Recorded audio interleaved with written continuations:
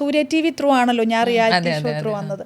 അവരെന്തോ ഒരു വീഡിയോ എടുക്കാൻ വേണ്ടിയിട്ടോ അങ്ങനെ എന്തോ ഒരു വീട്ടിൽ ഷൂട്ട് ചെയ്യാൻ വന്ന സമയത്ത് മാത്രം ഇൻ്റർവ്യൂവിൽ എൻ്റെ അച്ഛൻ ഇരുന്ന് കരഞ്ഞു. അന്നാണ് അച്ഛൻ ഇങ്ങനെ എന്നെ അന്ന് അവരിങ്ങനെ പറഞ്ഞു അങ്ങനെ. അപ്പം ഞാനും അമ്മയും കൂടെ ഒക്കെ മാറി നിന്നിട്ട് എൻ്റെ ടീച്ചർ എൻ്റെ അച്ഛൻ ഇത്രയും കേട്ടിരുന്നോ എന്ന് വിചാരിച്ചു. പക്ഷേ ഇപ്പം എൻ്റെ അച്ഛനും അതുകൊണ്ട് തന്നെ പ്രൗഡാണ്. എൻ്റെ മോള് റിലേറ്റീവ് ആണെന്ന് പറയുന്നതും അല്ലെങ്കിൽ അവർ അങ്ങോട്ടേക്ക് വിളിച്ചു അല്ലെങ്കിൽ മുരളിയുടെ മോളാണല്ലേ ഞങ്ങൾ കണ്ടിരുന്നു എന്ന് പറയുമ്പോൾ എൻ്റെ അച്ഛൻ പ്രൗഡാണ്. അതായിരിക്കും മേ ബി. നടക്കാൻ തോന്നിയിരുന്നു. അയ്യോ പിന്നെ ഇഷ്ടം പോലെ.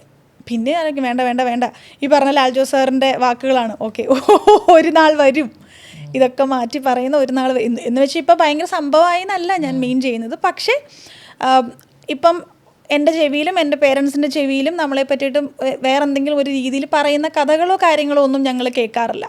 ഈ പറയണ പോലെ പറയുന്ന ആൾക്കാരുണ്ടോയെന്ന് അറിയില്ല. പക്ഷേ ദൈവം സഹായിച്ച് ഞങ്ങൾക്കൊന്നും കേൾക്കാനായിട്ട് വരാറില്ല.